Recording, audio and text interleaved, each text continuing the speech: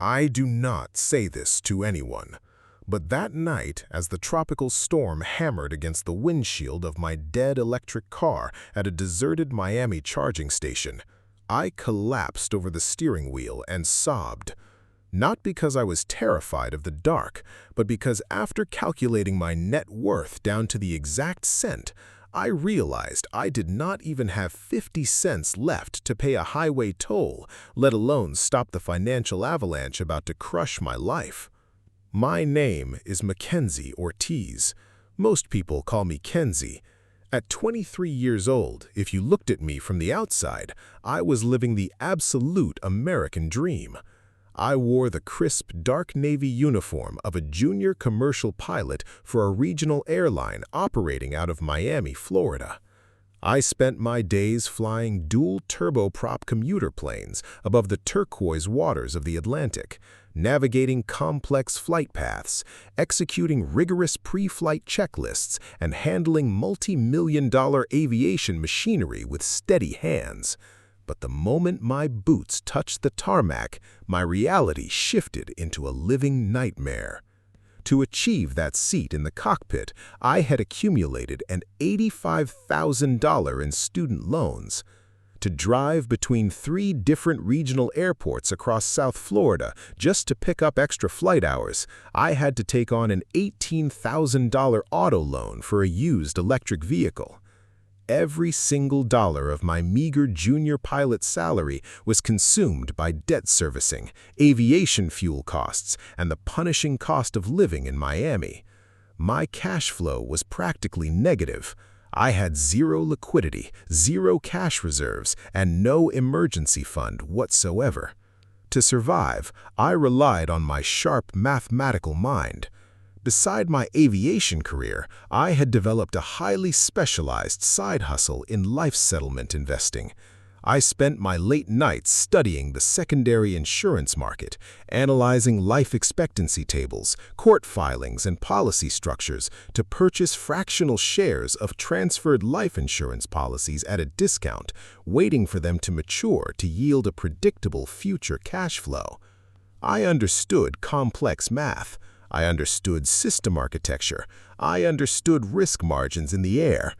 Yet, I was completely blind to a quiet, predatory legal trap lurking right on the ground. Desperate to generate immediate active income to pay down my toxic high-interest credit card balance, I decided to launch a small e-commerce website. I spent my weekend off building a simple digital store selling custom aviation accessories, flight log covers, and miniature aircraft models to fellow aviators. I used a free, off-the-shelf website builder, dragged and dropped a few sleek, dark-themed graphics, published the link, and went back to work. I thought I was being entrepreneurial. I thought I was taking control of my financial destiny. I had no idea I had just stepped directly into a landmine. 14 days ago, a formal legal summons arrived via certified mail at my small rented apartment. It was not a friendly warning. It was a federal lawsuit filed in the United States District Court for the Southern District of Florida. A notorious law firm operating out of downtown Miami, representing a serial plaintiff, had flagged my tiny online store. My website, built without proper digital accessibility infrastructure, failed to comply with Title III of the Americans with Disabilities Act. Screen readers used by visually impaired users could not parse the navigation buttons or process image alt text. I was officially being sued for federal ADA non-compliance. The letter contained a brutal ultimatum. Settlement demand, $24,500 in legal fees and compliance damages. Deadline, exactly 45 days to wire the funds in full. If I failed to meet the deadline, the plaintiff's attorneys would push for a formal federal judgment, exposing me to statutory penalties exceeding $75,000 plus full court costs. When I read those numbers, the air completely left my lungs. $24,500. To a corporate enterprise, that figure is a rounding error. to a 23-year-old pilot earning $32,000 a year while paying down $85,000 in flight school debt, it was a death sentence. I tried to apply for a personal loan, but my credit score had already taken a hit from high credit utilization. Bank after bank rejected my application. My credit cards were already maxed at 26% annual interest, bleeding me dry with monthly interest penalties. If this lawsuit proceeded to a public judgment, my credit score would plunge below 500. My bank accounts would be frozen. Worse yet, under the strict regulatory standards of commercial aviation, a federal asset judgment and severe financial distress would fail my mandatory airline financial background check. My commercial pilot license would be suspended. The career I had sacrificed my entire youth to build would vanish overnight. The ticking clock of that 45-day deadline echoed in my head with every beat of my heart. By day 12 of the deadline, a severe tropical depression stalled over Miami. Heavy torrential rain lashed the coastline, forcing the airline to ground dozens of regional flights. My flying hours were slashed, cutting my expected paycheck by nearly 40%.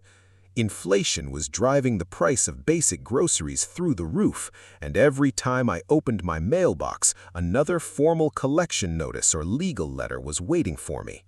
That night, returning from a grounded shift at the airport, my electric car battery died at a public charging dock on the edge of the city. The charging station screen flashed red, demanding an authorization deposit that my debit card could not clear. I sat in the driver's seat listening to the heavy rain battering the roof, surrounded by stacks of legal papers, debt notices, and flight manuals. The isolation was absolute. I felt like I was in a cockpit with both engines failing, altitude dropping rapidly, and no runway in sight. A sudden, sharp knock on my driver's side window made me jump. I wiped my eyes hurriedly and rolled the window down a few inches. Standing outside under a large Gulf umbrella was an older man in a worn canvas jacket. His silver hair was neatly combed, and despite the downpour, his expression was remarkably calm.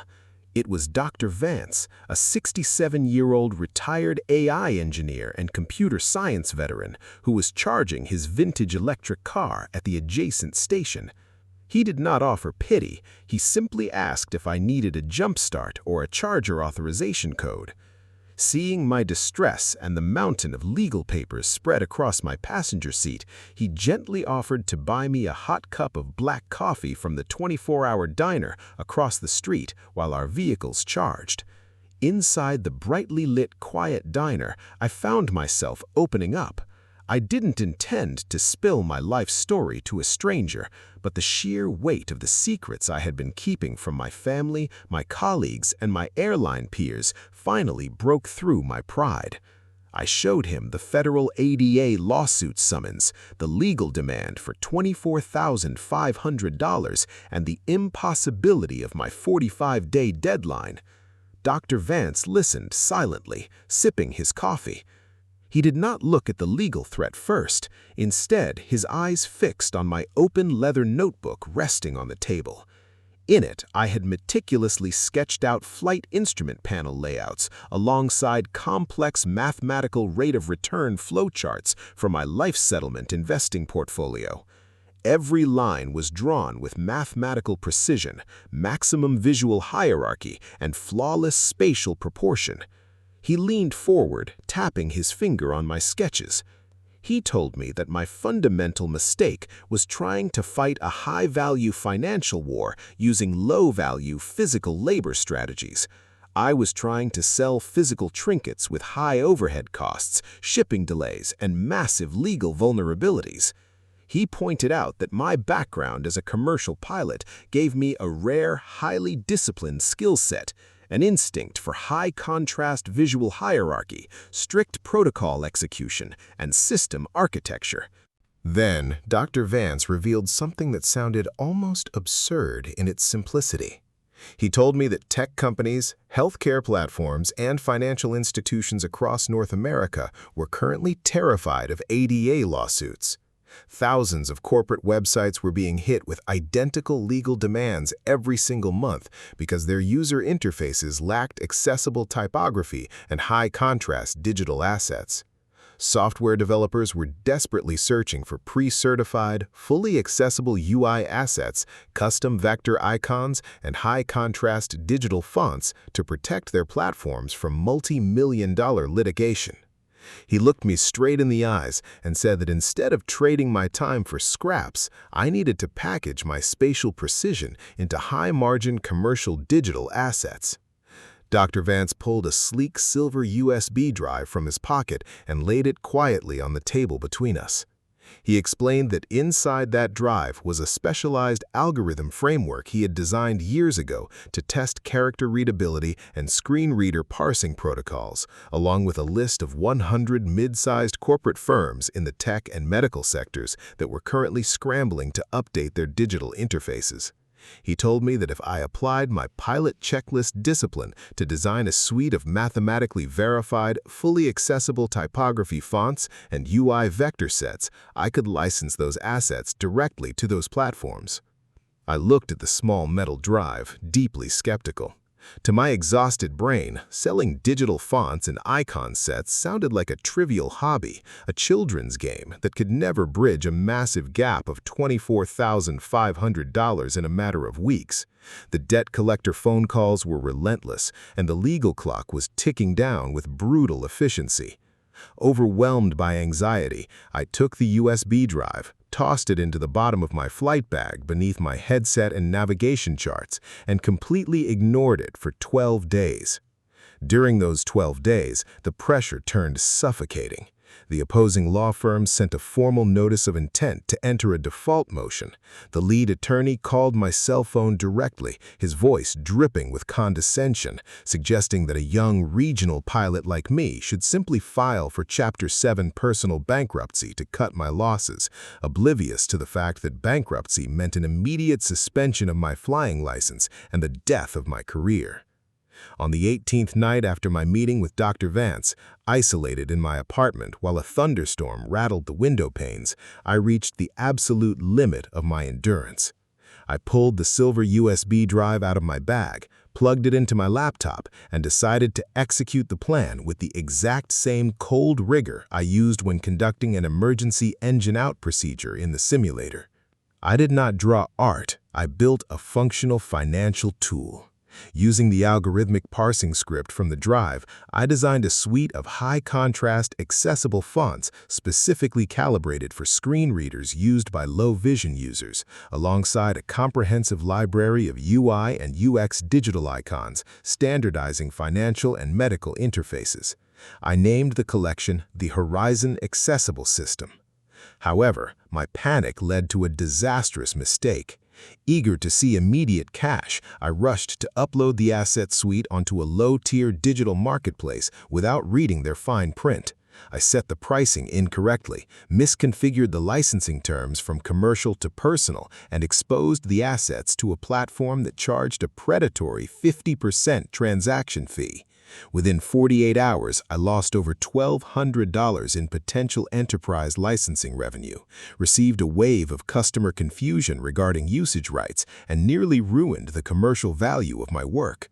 Sitting on the floor of my room at 3 in the morning, watching my screen flash with error notifications and billing disputes, my internal monologue tore me to pieces. A harsh, mocking voice inside my head screamed that I was a pilot who belonged in the sky, not a coder or a digital asset manager, and that I should just surrender, accept defeat, and file the bankruptcy papers. But as I looked at my pilot wings resting on the desk, a wave of defiant anger washed over me. I had mastered aerodynamics, multi-engine physics, and precise instrument navigation under extreme weather conditions. I refused to let my life be grounded by a legal trap and a misconfigured digital platform. I wiped my face, opened a fresh spreadsheet, and spent the entire night restructuring the enterprise license architecture from scratch. I pulled the assets off the discount site and hosted them independently on Gumroad, Creative Market, and direct B2B licensing portals. I set the commercial licenses at $49 for single developers and up to $199 for corporate enterprise packages. Then, I deployed the exact three-step financial math framework Dr. Vance had outlined. Step 1 was focused entirely on generating immediate, high-velocity cash flow. I leveraged my background in life settlement investing to target niche software developers building platforms for senior care, insurance settlement tracking, and medical billing. I wrote cold outreach emails using an authoritative technical debrief style, showing them exactly how integrating the Horizon Accessible system would immediately shield their web applications from federal ADA non-compliance litigation. The response was instantaneous. Small tech firms, terrified of receiving the exact same legal summons I had received, began purchasing commercial enterprise licenses in rapid succession. Hundreds of dollars began flowing into my account every single day. Step 2 was a ruthless, surgical cash flow allocation system. I established a strict survival budget, cutting my personal expenses down to the absolute bone. Every single dollar generated from active asset licensing was routed through a systematic debt avalanche strategy. 60% of every dollar was redirected immediately into a designated escrow account to build my legal settlement fund. 25% was allocated to essential bare-bones living costs and the monthly lease on my vehicle. The remaining 15% was deployed directly towards paying off my high-interest credit card balance, systematically lowering my credit utilization ratio to resurrect my declining credit score. Step 3 was designed for long-term wealth building and capital preservation. Rather than letting excess capital sit idle in a standard bank account where high inflation would erode its purchasing power, I planned to funnel future passive profits into compounding assets. I planned to reinvest a quarter of my ongoing passive returns back into fractional life settlement contracts, an alternative asset class delivering stable 10 to 14% annual yields, completely uncorrelated with stock market volatility. From those yields, I would execute a dollar-cost averaging strategy into tax-advantaged accounts like a Roth IRA, while accumulating physical bullion as an unshakable financial citadel against economic collapse. The math was working. The digital system was generating momentum. By day 30, I had accumulated over $14,000 in clean, active licensing revenue. Victory was finally within my reach. Then, on day 33, the sky collapsed. Two catastrophic events struck simultaneously within a 12-hour window. First, the federal magistrate assigned to the lawsuit denied my pro se motion for a timeline extension, issuing a strict court order requiring the full $24,500 settlement payment to be deposited into the court escrow within 7 calendar days. If the deadline was missed, a summary judgment would be entered, triggering an immediate freeze on all my bank accounts and the public seizure of my electric car. Second, that very night, a Category 2 hurricane made landfall just south of Miami. The power grid across my district failed completely. Winds whipped through the streets at 80 miles an hour, tearing down power lines and transformers. My apartment went pitch black just as I was in the middle of compiling and rendering the master files for a $12,000 enterprise site license contract for a regional healthcare provider. The surge protector failed, the desktop workstation went dark, and the local drive suffered a catastrophic file corruption. I sat alone in the freezing dark apartment, illuminated only by the frantic flashes of lightning outside. The room smelled of ozone and damp sea air. I had no electricity, no backup server connection, no accessible funds to satisfy the 7-day court mandate, and my master digital files were scrambled. The relentless noise of the wind howling against the glass mirrored the absolute devastation inside me. I slid down against the wall onto the cold hardwood floor and wept until my chest ached. I was completely broken, stripped of options, staring into the dark abyss of financial ruin. I lay on that cold floor for 2 hours, listening to the tempest rage outside, surrounded by darkness and total silence within. But as the eye of the storm began to pass overhead, a quiet clarity took hold. In aviation, when you encounter severe turbulence and lose your primary flight display, you do not panic. You revert to basic instruments. You look at raw data. You perform a forensic audit of your situation. I pulled out my phone, its battery sitting at a meager 14%. I did not open my banking apps, nor did I check my email. Instead, using my cellular data connection, I accessed the public electronic records database for the United States District Court for the Southern District of Florida. Using the forensic document analysis skills I had honed while auditing complex life settlement investing policies, I began cross-referencing every single filing made by the law firm that was suing me.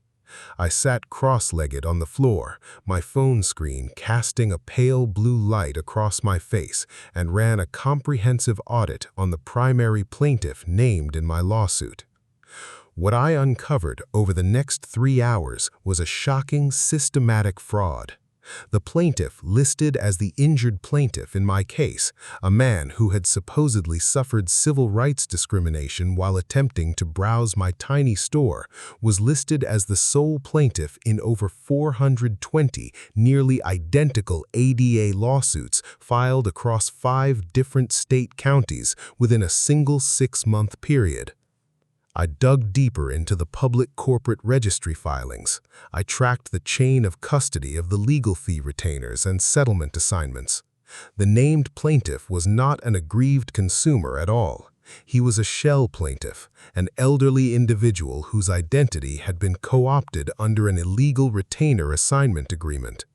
The law firm was using his name to mass-produce automated boilerplate lawsuits targeting small business owners, extracting quick out-of-court settlements under the threat of federal litigation.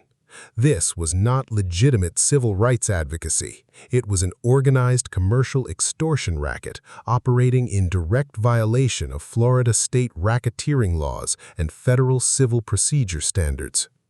They picked the wrong target. They thought I was just an uneducated, frightened 23-year-old girl who would cave under pressure. They did not realize they were dealing with a commercial pilot trained in rigorous systems analysis and mathematical risk audit.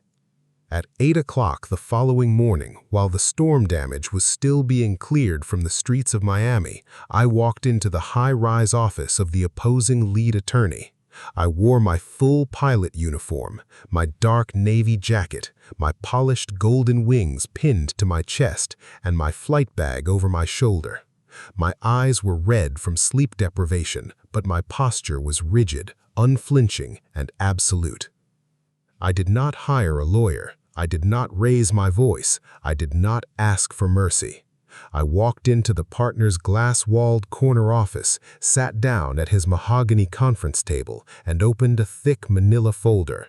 Inside were 30 pages of printed court records, cross-referenced filing timelines, corporate registry linkages, and an itemized forensic audit detailing the illegal assignment of claims between his firm and their shell plaintiff. I laid the documents on the table, met his eyes, and delivered a calm, precise debrief. I informed him that if his firm did not execute an immediate, unconditional motion for voluntary dismissal with prejudice of all claims against me within 2 hours, I would personally deliver the forensic audit portfolio to the Florida State Bar Ethics Committee, the State Attorney General's Fraud Division, and the Chief Judge of the Federal District Court. The attorney's face drained of color. The arrogant sneer he had maintained over the phone vanished entirely. He looked at the impeccably organized cross-references, realized the structural threat to his entire operation, and signed the formal dismissal documents on the spot. The $24,500 legal demand was wiped out completely. $0 owed, case dismissed forever. The victory did not stop there. A local technology reporter covering digital accessibility trends picked up the story of how a regional pilot uncovered a massive legal extortion ring while building an accessible software design system. Within 48 hours, the story went viral across the tech community. The Horizon Accessible System became an overnight industry benchmark for ADA-compliant software architecture. Enterprise software companies, healthcare networks, and e-commerce platforms flooded my store to purchase direct commercial enterprise licenses. By month 3, my financial transformation moved at unprecedented speed. The lawsuit was dead.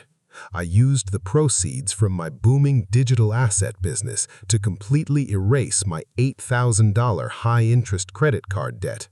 My credit score surged from a dangerous 510 to an exceptional 720 points.